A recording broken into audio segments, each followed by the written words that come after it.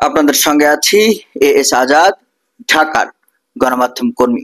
দেখুন, 15 সামরিক কর্মকর্তাকে ট্রাইব্যুনালে নেওয়ার পর আসলে কি ঘটেছিল, সেখানে তাদেরকে কি বলা হয়েছিল, তারা কি জবাব দিয়েছিলেন এবং তাদের আচরণ কেমন ছিল, এসব বিষয়ে এই পর্ব। আসুন আমরা দেখে আসি এদিন ট্রাইব্যুনালে কি ঘটেছিল। সকাল 8:15টায় টিএফআই সেলে গুমের অভিযোগে গ্রেপ্তার 10 সেনা কর্মকর্তাকে ট্রাইব্যুনালে আসামিদের জন্য নির্ধারিত ডকে তোলা হয়। এ সময় চিফ প্রসিকিউটর অর্থাৎ ট্রাইব্যুনালের চিফ প্রসিকিউটর মোহাম্মদ তাজুল ইসলাম ট্রাইব্যুনালকে জানান যে এই মামলায় গ্রেপ্তার আসামিরা ট্রাইব্যুনালে উপস্থিত হয়েছেন। এই মামলায় আসামিদের বিরুদ্ধে 4টি অভিযোগ আনা হয়েছে। তিনি আইন অনুযায়ী পলাতকদের পক্ষে বিজ্ঞপ্তি দেওয়ার আবেদন এবং মামলার পরবর্তী তারিখ ধার্যের আবেদন করেন। এ সময় ট্রাইব্যুনাল আসামিদের উদ্দেশ্য করে বলেন, আমরা নাম বললে আপনারা একটু দাঁড়াবেন যেন কার নাম কি তা শনাক্ত করা যায়। পরে নাম বলার সঙ্গে সঙ্গে একে একে সবাই উঠে দাঁড়ান। অতঃপর ট্রাইব্যুনাল পলাতকদের ব্যাপারে 2টি পত্রিকায় বিজ্ঞপ্তি প্রকাশের নির্দেশ দিয়ে আগামী 20 নভেম্বর পরবর্তী তারিখ ধার্য করেন।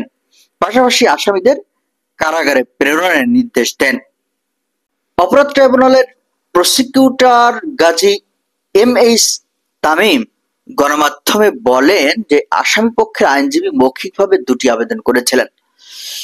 একটি হলো আসামিদের ওকালতনামায় স্বাক্ষর গ্রহণ করে তাদের উকিল হওয়ার অনুমতি, অপরটি হলো আসামিদের সঙ্গে প্রিভিলেজ কমিউনিকেশন অর্থাৎ কথা বলা, এই কাজটি তারা করতে চান। এই 2টি আবেদনই ট্রাইব্যুনাল মঞ্জুর করেছেন।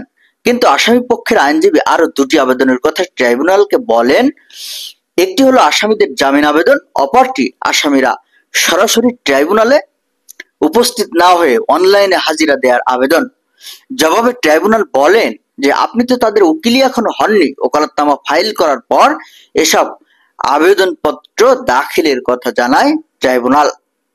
এখন এখানে একটি প্রশ্ন আসে যে ট্রাইব্যুনালে হাজির করতে সেনাবাহিনী কিভাবে সহযোগিতা করেছে। 15 সেনা কর্মকর্তাকে গতকাল ট্রাইব্যুনালে হাজির করতে সেনাবাহিনী পূর্ণ সহযোগিতা করেছে বলে জানা গেছে।